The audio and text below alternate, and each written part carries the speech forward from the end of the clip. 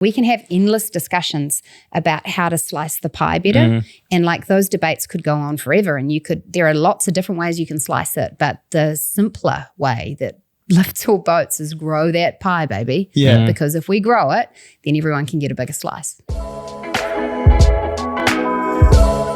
We are back in your life, and today is a very special one. Mike and I, we're on the road in Wellington in the Beehive. We have the Finance Minister, Nicola Willis, with us today. Nicola, we have done over 400 episodes of Checks and Balances. We've never worn a tie for you. Yeah, no. So the most important question, how do we look? Well, you both look very smart. I mean, I'd almost kind of profile you and say you look like finance bros. Yeah. Who would have thought it? Bankers. Yeah. But 400 episodes and you finally reached your peak. Yeah. You know? You've got your big yes. So It's well downhill done. from here. All mate. downhill. Yeah. We had a good run. I didn't think we'd get this far. Neither. Yeah. I don't know who let us in. So Nicola, I want to get straight to the most important questions.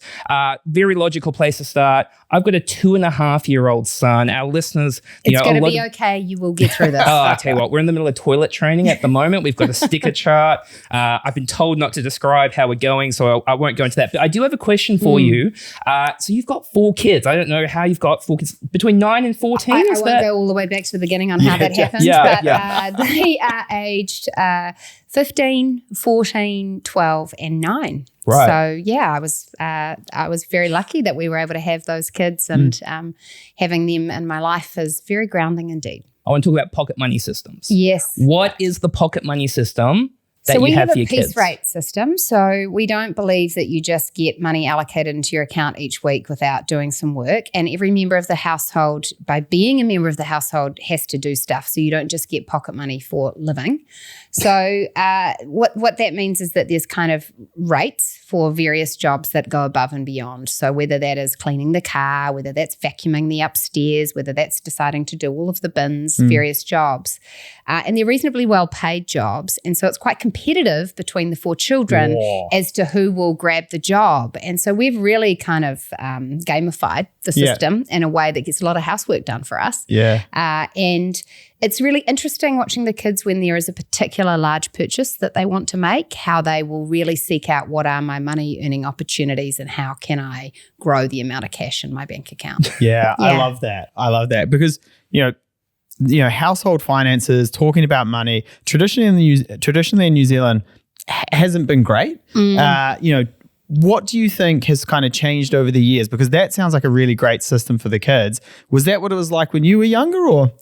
Yeah, look, when I look back, I remember getting a small allowance and then having a moment in time where I was asking for something I really wanted. I think it was a cable knit jersey. So, I was a child in the 80s. There you go. And Mum was like, no, it's really expensive. You can't have it. And so that was like the moment where I realized if I wanted things that I wanted to get for myself, I would have to earn that money. And the realization of how long it took to save that money really started giving me a relative sense of the price of things. Yep. And I think that's a large part of what we're trying to teach children is relative value and learning to assess, do I really want to get lollies every week, or do I actually want to buy that really cool new helmet for my mountain bike? Yeah. And I find that the ease of spending money, like tapping a card, it's a lot harder to convey that there's actually money leaving a bank account. You're not handing over cash or something like that. As the finance minister, who taught you about money? I mean, I assume your financial literacy is quite important to your job. But how did you learn about money? Well, I was very fortunate because I worked very closely with Bill English and John Key in their respective roles. And so I learned a lot about how the macro financial system works via those positions. I then worked at Fonterra. And the thing that was really excellent about that was that they decided to develop me as a kind of a leader and an employee, and identified pretty early on that I hadn't had specific experience managing a P&L, managing finance, and paired me up with someone who was really sharp on those things, who took the time to mentor and teach me a lot about that. So I guess that in a professional sense is how I learned a lot about numbers and balance sheets and profit and loss and all of those things. In a personal sense, how have I learned it? Really open conversations around my family kitchen table about money and how it works. Interest rates, savings, opportunity cost, assets, leverage. I was lucky that culturally that was something that my family was up for talking about. And I recognise that in many families that's not the case. Money's something a bit embarrassing, a bit shameful. You shouldn't really talk about it. So I only retrospectively have realised that I took that for granted, and that was pretty helpful for my own financial literacy. Yeah, you see that link, when we're talking to Kiwis about, when we're talking to the parents and then talking to their kids, like quite similar habits and, what you get taught at a young age, it really does kind of ingrain into you, doesn't it? Yeah, and I think, look, people have very different experiences, and I think any experience can shape you in good ways with money. Sometimes you do see people who are frustrated for their parents for the choices and opportunities they didn't have because of the financial decisions they made, and they really make a point of learning to do it better. Or their parents have had that experience and imbue that upon them, make better decisions than we did. It can go both ways. And I think the thing that I always say to young people is you can really make choices early on about how you want to do it. And you're not at all trapped in any kind of destiny on this stuff. Yeah, we're constantly, our big thing with finance is, small consistent steps over time. That's what's going to get you there. And, often people come to us swinging for the fences and we're like, you just need to pare it back a little bit. Yeah, but outside of the parents, I mean, the other one we've talked about for a long period of time is financial literacy in schools. And look, it would have been great if that was in place 20 years ago. But we're bringing it in, compulsory financial literacy in all schools. I'm really delighted by that decision by this government, because we don't think it should be that you have to have luck of the draw that your mum and dad had those skills so you get them. We want every kid leaving school with basic financial literacy. So we're making it compulsory. Yeah. And the impact on that long term is going to be huge. It's just, I mean, we can have the discussion around whether money makes you happy, but if your money's not in a certain level of order, it makes it really hard, doesn't it? Yeah. I mean, my dad always had this saying that money definitely won't make you happy, but a lack of money can make it really hard to be happy. So that's kind of the trade-off. And I think the other thing about equipping everyone with some financial literacy is that allows peer-to-peer conversations to occur more equally and from a more informed basis. And that's how a lot of us learn about money too. There's always that person in the group of friends or that individual who's really good with cash and smart with money, and they often are the ones who's giving tips and sharing advice, and those conversations I think are more enabled if more people have the basic literacy. Okay, well, let's switch, Nicola, to the housing market. So Mike talks to a lot of first home buyers. A lot of the listeners will be thinking about, how do I get on the property ladder? There is in New Zealand this piece around everybody should be able to own their first home. And I look at it going forward and I go well, if house prices go up 5% a year, incomes go up a couple of percent a year, will it just become more unaffordable over time? And then I also think about other places in the world, especially in Europe, where renting long-term is okay. It's just the way it is and people don't think it's necessarily a bad thing. Do you think, obviously in your world, property, first home buying is a very big topic. Do you think the right to own your first home is going to continue into the future? I really want it to, because for me, home ownership, yes, that's about a financial asset, but it also goes often to people's sense of security in their community, security of tenure, security of place. We know that people, when they are able to stay in one place, their kids are more likely to have continuity in their school attendance. There are all sorts of health outcomes that come with secure housing. Now, that can be rental housing, yes, but that aspiration of home ownership is one that I, as a country, think we should hold on to. And the thing is, it doesn't need to be impossible for New Zealand, because unlike many countries, we have abundant land, okay? So we don't lack for the places to build.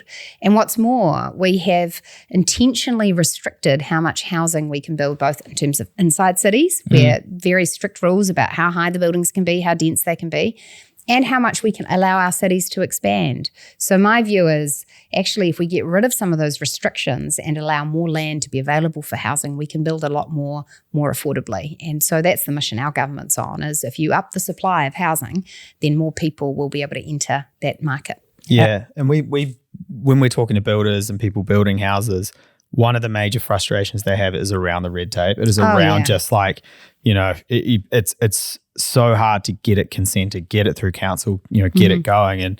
it really does slow the process down. Yeah, and there's two parts to that. The first is the Resource Management Act, which is an act that was, put in with good intentions, but you can correlate on the graph when housing unaffordability became a massive problem with when the Resource Management Act was introduced, because it essentially allowed people to weaponize what were meant to be environmental laws against housing development. And you saw that happen again and again. So we're replacing that act completely. We think it's really stood in the way of good progress and good development and good housing. Then the second layer is the building consents. And again, partly we make that really complex for builders, but partly also we haven't allowed that whole sector to be as competitive as it could be in terms of restrictions on what kind of building materials you can import and the like. So we feel optimistic that there's still a lot more that we can do to make housing affordable in New Zealand. It's very easy for us to go, release some land, make it easy to build some houses, build up instead of out. Yeah. But I assume if it was pretty straightforward, like it would all be done like that. How complicated is this stuff in your role? Oh, look, it is very complicated. So in government, you have to choose what are the things that are worth doing that are mission critical to the country, and then invest your time in them, because there isn't a shortage of problems or undeveloped opportunity. We have to really focus in. So when we came to government, we were very clear in our minds that the Resource Management Act was something that needed to be replaced, because it touches not just housing, but whole other areas of New Zealand's economic progress. And replacing it, it's funny. I get someone basically once a fortnight who's like, have you replaced the RMA yet? And it's like, okay, we have to replace an entire act and 30 years worth of jurisprudence and decision making. We can't do that in 5 minutes. I would love to, but it wouldn't be a good law. Yeah, it would that's not an probably overnight create thing. more problems than it would solve. And so, we're working through that. We will introduce that legislation this year. That's a 2-year turnaround, and that is people having, ministers having meetings with officials every night. That is officials working all day, every day. That is huge amounts of work, but man, oh man, will it be worth it. Yeah. When, quite often when we hear these types of changes are being made, there's always another side who's like, we don't like this, we don't want this to happen. Do you think that sometimes when you guys are working to, make a positive change or make an impact, that it gets misconstrued, or people just go, it's change, I don't want it, and they just try and, get their back up about it? Yeah, look, that's the constant challenge of politics, which is, by definition, if a decision is being made at a political level, it's because it involves trade-offs and no one at a lower level can make it. It needs to be attached to someone who's accountable for asking someone to vote for them a couple of years later. And so when you make those decisions, you have to go into it very mindfully and carefully about the implications and what it means and who for. You get a mandate for it. We got a really clear mandate at the election. We said, if you vote for us, we will be doing these things. We will be replacing the RMA. That's part of what you'll be voting for. Yeah. But that doesn't mean that it then is straightforward from there, because to your point, yes, sometimes it's very frustrating. Our motivation and what we're trying to achieve isn't heard, but a loud voice over here is heard moaning about a particular aspect of it. And so our constant challenge to ourselves is to make sure we're reaching people with clear communication about what we're doing, why we're doing it. And that's something that we are constantly thinking about, because people have 2.5-year-olds. They don't have time to read the entire newspaper or read our Beehive press releases. Yeah, I'm too busy playing with Paw Patrol, Nicola. You have better things to do. So it's, how do we communicate this in a way that's meaningful, and if people want more information, they can follow up. I guess one of the challenges around the housing market, though, is historically when house prices go up, Kiwis feel wealthier, the economy does better. Like in terms of our economy, I don't think is it too one-dimensional is the question I'm trying to ask, but do you think, how do we create more depth in our economy where it's not just tied to selling interest rates come down, house prices go up, we all pass around the same dollar? Yeah, and look, a really interesting observation about the current economic recovery that we're going through is that it is different from some previous economic recoveries where, to your point, you saw house prices taking off, consumers got a bit more confident, they started spending more.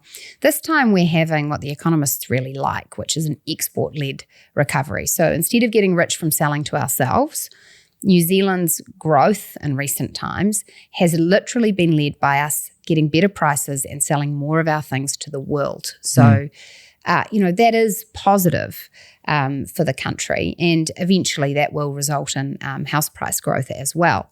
But the way I think about it is that you actually want an economy where you're getting better at producing services and goods more productively, because that's what will lead to the creation of better paying jobs, which matters not only for the opportunities available to people so that they can work in a cool Weta workshop, or they can work at Rocket Lab, or they can work in an amazing fintech, or, by the way, on a really cool dairy farm with great modern technology. Or the other side of that is, they've got those jobs, but when people are earning more and businesses are more successful, that results in the government having more revenue, which we can then invest in the things we all want: schools, hospitals, roads, police. Yeah. So wealth creation for me is the story, and we will not get wealthier just by selling to ourselves. We need to create things for the world. It was Winston Churchill who said, taxing your way to prosperity is like standing in a bucket and trying to lift it up, right? Yeah. Totally. No country has ever taxed itself to prosperity. We can have endless discussions about how to slice the pie better, and like those debates could go on forever, and there are lots of different ways you can slice it, but the simpler way that lifts all boats is grow that pie, baby. Yeah. Because if we grow it, then everyone can get a bigger slice. And if I take the opposite view here and go, we need a quicker economy, our debt to GDP isn't that bad, why don't we just go out and put a bit on the credit card as a country?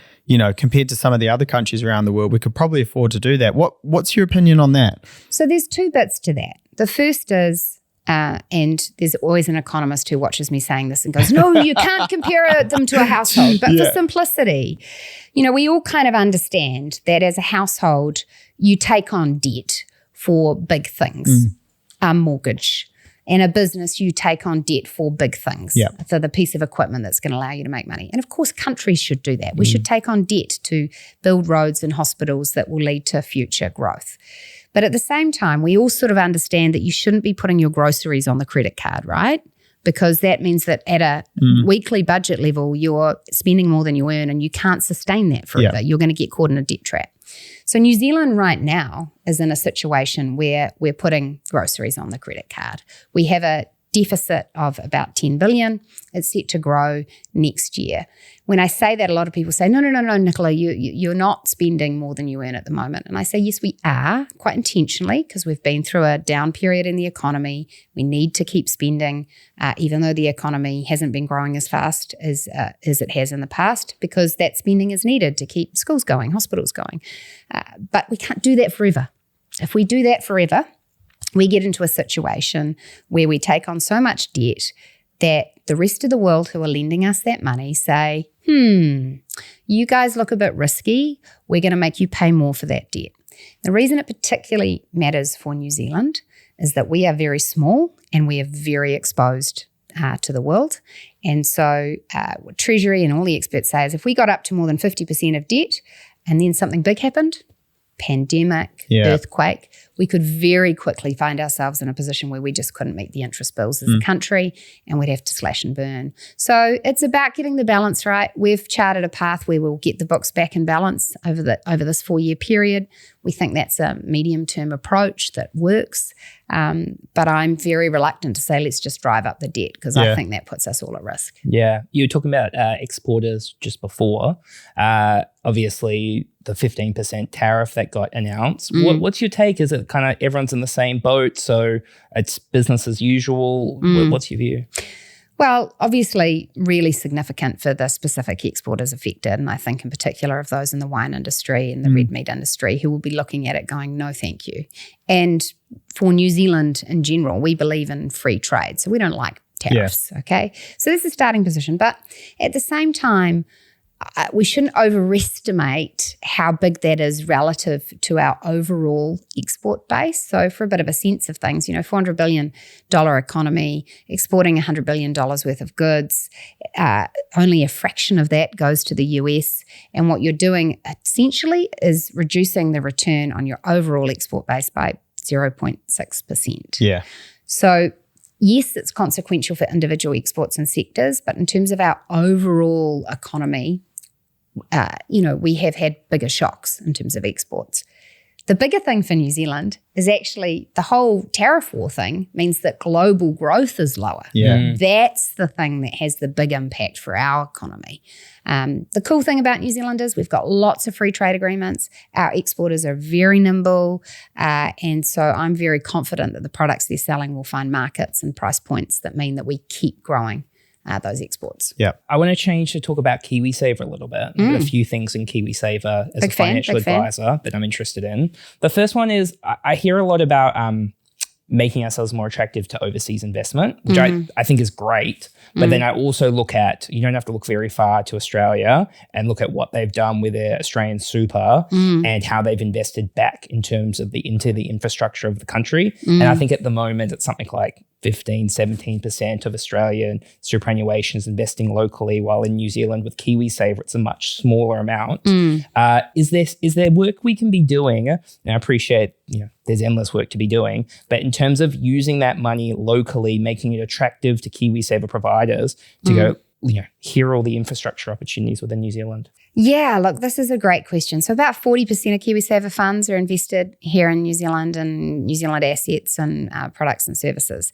And as KiwiSaver funds have been growing, and that's something we're very keen to do, is grow that pool of savings, which is why we're upping the contribution rates.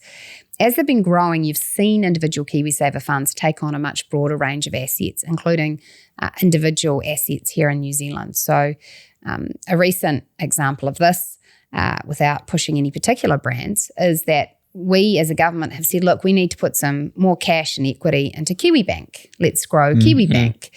And quite a few KiwiSaver funds have said, well, we're now big enough and mature enough that we want to diversify what we're investing in, and we want to invest in KiwiBank. So my prediction is, as KiwiSaver funds get bigger, they will be thinking and investing a lot more in new diverse assets in New Zealand. And certainly when you talk to the fund providers, there is growing interest in infrastructure as a class of asset. And it's just another reason why growing the funds helps. From a regulatory perspective, where we're doing what we can to make sure there aren't barriers preventing KiwiSaver funds from doing that. But it's certainly something that I want to see, that as our KiwiSaver fund pool grows, that we see more investment here at home. Okay. But I think mandating it would be tricky, right? So this is the other thing. Some people say you should just make them.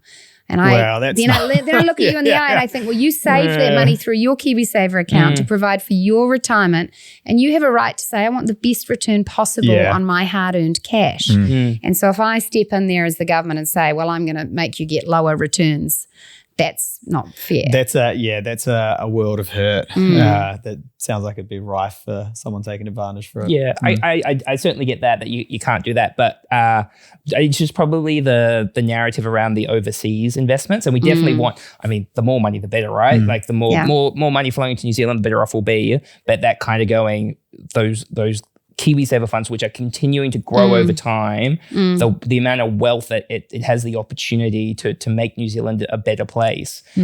So do you think that's just a maturity of the market, and go, because KiwiSaver is like it's just a teenager, right? It's still, I think the average balance is like $30,000 now, which is, I think when they say it gets to the value of a car, people start to, pay more attention to it. So do you think it's just a maturity element, or is there more that can be done? I definitely think that as the fund size gets bigger and as those savings accounts get bigger, which they will, because we've increased the contribution, the option of bigger contribution rates and matching from employers. As they get bigger, I do think you're going to see more diversification in the asset base. But ultimately, people will look to return, but they will also make their own choices about which KiwiSaver fund provider they go with. And I've been interested in how some KiwiSaver fund providers are starting to market a proposition of, here's how we invest in New Zealand. Here are the things that we're investing in. And so that will allow, I think, for people to make greater choices. And it's been good to see the stats recently that a lot more people are switching their KiwiSaver fund, and there's been a movement away from simply going to the defaults and looking at some of the more boutique providers. So what I'd hope is that as people become more powerful consumers of the KiwiSaver product, that you see more differentiation, more competition between the various entities, and people will make their own choices about their values, the rate of return they want to see, the risk appetite they have. Yeah. And, we've talked a little bit about kind of a lot of different things here. I want to switch it a little bit and just go, what's next for the New Zealand economy? What are you planning on doing to, we often used to describe, we say this quite a bit, New Zealand is a bit of a rock star economy and, back in the day, and we feel like it's lost that edge a little bit.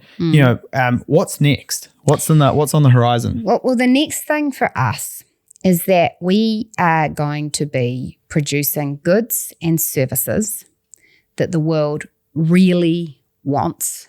And our job is to make sure that we don't put up barriers that stop us doing that. And I mean quite simply that I think, you can make it a red-blue political game, or you can just look back over 10, 20, 30 years that we've had a tendency to, as I said with the RMA, put up a lot of red tape that makes it difficult to do things, to make things, to build things.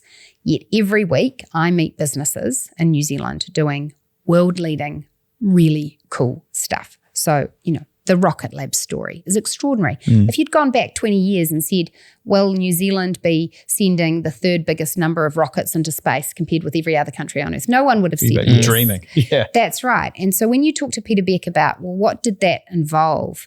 One of the things that was really interesting there was that he went to government pretty early and he said, look, if I'm going to do rockets here, which I'm determined to do, we need to get the regulations right and make sure the law doesn't get in my way and slow me down. And I look across New Zealand and there's a number of sectors that can grow more if we get out of the way a bit, whether it's in our agricultural industry, whether it's in our fintech industry, where we're working really closely to make sure that we're allowing for innovation. Those things are going to be important.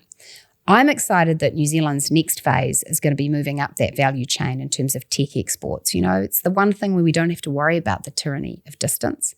I think we're going to get a lot more value for the food we produce, because we do produce it more efficiently and sustainably than anyone else. And people are so much more conscious of where their food comes from now. And there's so much opportunity for us to add value to those products. It's just a secret sauce for us. And I still think that we have untapped resources. It is possible to mine the ground for resources and do so in an environmentally sustainable way. And here's a stat to think about. In Australia, the average worker to output is 80K or so. But then you look at the mining industry, 800K or so. And so the point is that we have industries that we haven't even tapped yet. So I think our next era is the era of freeing up and going for growth. Like a big thing is, so like I'm Australian, but I've chosen to live in New Zealand, right? Good choice. Tell your friends. Yeah, well, and that's my question, Nicola. As Mike spent time overseas, he actually spent time in the Gold Coast with some frosted tips for a period of time, but we don't have to get into that. We do. We're all maturing. I'm growing. Yeah, he's still working on it. Yeah. But we talk to a lot of people where they are moving overseas and looking at Australia, and you look at salaries in comparison to what they can earn in New Zealand. How do we retain more of our great talent in New Zealand? Is it as simple as going, we've got to get these industries going, we've got to get more money into the country, and those things will sort themselves out? Because we want to retain our really good talent, don't we? Yeah, well, at a base level, we always have to focus on that, because if you really get down to brass tacks with a lot of people about why they're moving to Australia, they will say it's because they can get paid more. Now, how do we make sure we can pay people more? Well, Australia is about a third richer than us. We have to be a wealthier country. How do you get wealthier? You grow faster. How do you grow faster? You need more businesses being created, having the confidence to expand, to hire people, to invest, to do all of those things. So we have to keep our eye on that price. At the same time, I think we should be very proud of how New Zealand is distinguished from Australia in some regards. I still believe that at a kind of global level, we are a safer place. I still believe that in terms of the way that we deliver public services, we should be very proud of our health and education system. There's work that we need to do to improve it, but we're good. We have a natural environment which is pristine and extraordinary. We have a temperate climate and lots of water. Yeah. I mean, that's going to be an issue for the Aussies going forward.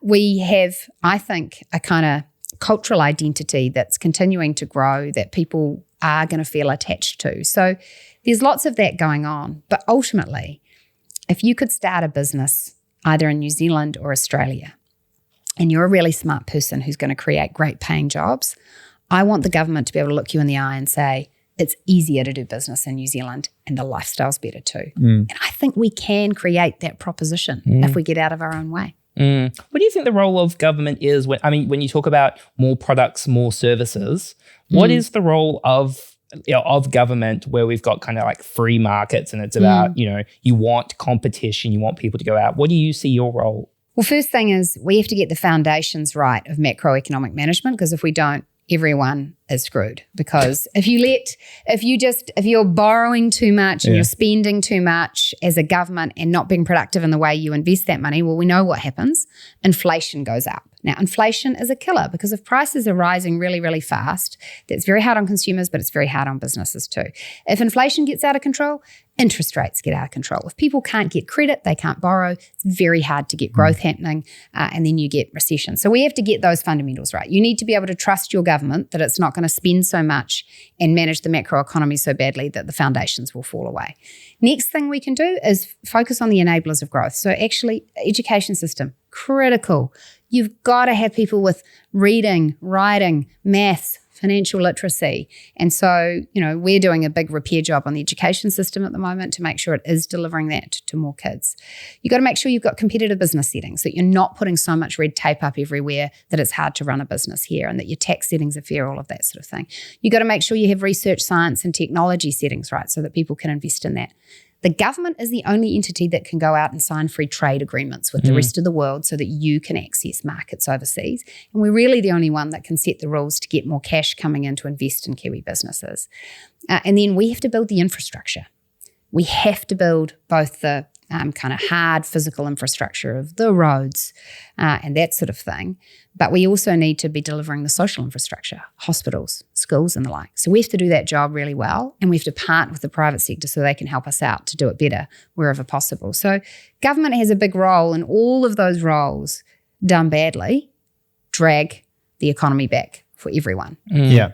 I think about like a big thing I'm picking up during this conversation is, your life would probably be like way easier if we just spent a bunch of money, made people feel really good tomorrow. But I'm definitely picking up the short-term pain, long-term gain idea. I mean, within your role as finance minister, when it's, you're all done with it and you look back on it, what do you want to be remembered for? I want to be remembered for making this a wealthier country that grew faster and therefore enabled people to have better jobs, better incomes, better choices. Yeah. And what I don't want to be in the situation of is looking your 2.5-year-old and my 9-year-old in the eye 20 years from now and saying, yeah, I was there during that generation of politicians that whacked it all on the credit card, maxed out the overdraft, told you it would all be okay, and then you had to clean up the mess. Yeah. I don't want to be in that situation. So we have to manage this country in a way that's sustainable and set strong foundations, and be confident that when we do that, we've got so much talent.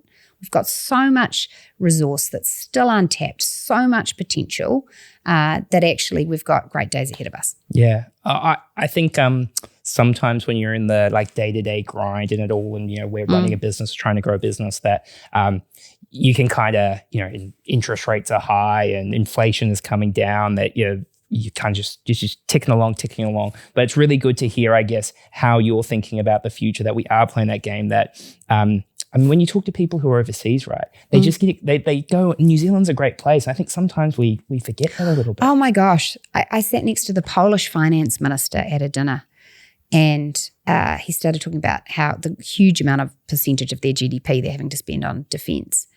And he said, Nicola, you don't understand how lucky you are down there in New Zealand. We literally worry about being invaded on our land border. And you're just surrounded by ocean and so safe.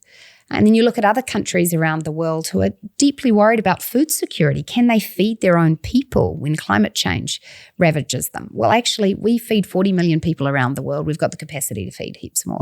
Yeah. People look at us and, we have a democracy in which I have banter with the opposition sometimes that I'm like, those guys. But it works. We have a functional democracy. We have strong institutions. We have rule of law. We have these things going for us that we take absolutely for granted, and so we should, because we want to keep being better.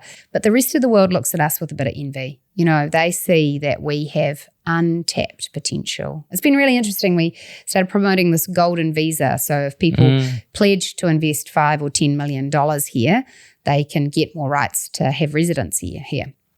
And we've seen more than $1 billion pledged on those visas already. Wow. And the feedback from the investors is, wow, your venture capital sector, your small businesses are amazing and so undercapitalized. We want some exposure to that. Yeah. So there's big upside here. Awesome. Well, Nicola, I know you're very busy. Thank you very much for having us. And Mike, I have no idea how we got in here. I don't either. Yeah. Yeah. But thank you very much for your time. Really appreciate it. Yeah, great to be on the show. Thanks for the opportunity. Cool. Yeah. Okay. All right. Thank you for watching this episode. Please give us a like, give us a review, and subscribe to the channel, and we'll catch you next time. Cheers.